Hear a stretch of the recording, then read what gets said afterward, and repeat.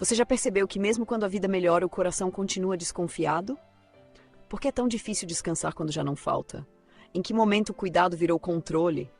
E quando foi que segurança passou a significar vigiar tudo o tempo todo?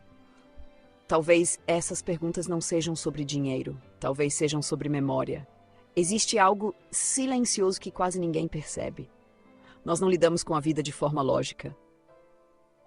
Nós lidamos com a vida a partir do que sentimos, do que vivemos, do que nos faltou, do que nos feriu, e aquilo que não foi resolvido no passado sempre tenta comandar o presente. Eu quero que você imagine uma pessoa, não precisa dar nome, pode ser alguém que você conhece, ou pode ser você. Essa pessoa cresceu sem garantias, nada era certo, nada era seguro, o amanhã dependia sempre do esforço de hoje, às vezes faltava dinheiro, às vezes faltava apoio, às vezes faltava paz.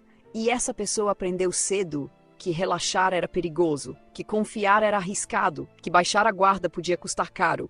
Então ela fez o que estava ao alcance, ficou atenta, ficou responsável, ficou forte, aprendeu a se virar, aprendeu a controlar, aprendeu a prever. E isso funcionou.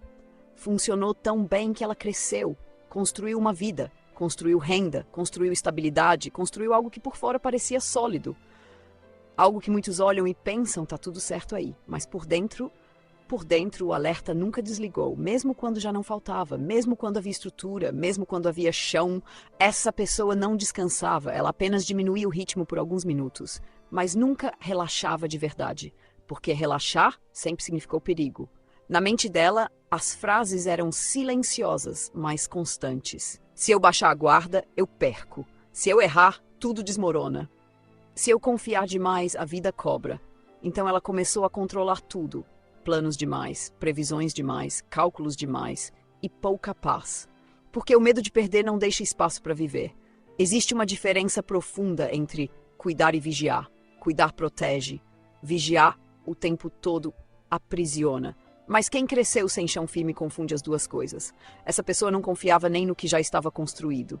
Ela sempre esperava o próximo problema, o próximo tombo, a próxima perda. E isso não é fraqueza, não é falta de fé, não é ingratidão, é memória emocional. O corpo lembra do tempo em que tudo era instável e reage mesmo quando o cenário mudou. Existe uma sabedoria antiga que atravessa gerações. Ela diz que ansiedade não é previsão. Ansiedade é excesso de passado invadindo o presente. Talvez hoje você consiga perceber algo novo. O medo que você sente não é sobre o que você tem agora. É sobre o que você viveu antes. O passado explica por que você sente isso, mas ele não precisa mais comandar, porque viver esperando perder é continuar vivendo como se nada fosse seguro, mesmo quando já é. E isso cansa. Cansa o corpo, cansa a mente, cansa a alma. Talvez você não tenha medo de perder dinheiro, talvez você tenha medo de voltar a sentir aquela insegurança antiga, aquela sensação de não ter chão, aquela sensação de que tudo pode acabar. Mas hoje você não é mais aquela pessoa. Hoje você tem mais recursos, mais consciência, mais experiência, mais discernimento. E viver como se tudo pudesse acabar a qualquer momento não é sabedoria, é sobrevivência atrasada.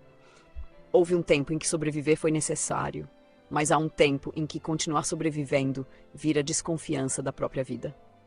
Talvez exista uma pergunta que precise ser encarada com honestidade. O que exatamente eu acho que vou perder? E mais fundo ainda, se eu perdesse, eu realmente voltaria a ser quem eu fui? Ou eu já sou alguém diferente? No fundo, o medo de perder tudo não é sobre o futuro, é sobre não reconhecer quem você se tornou.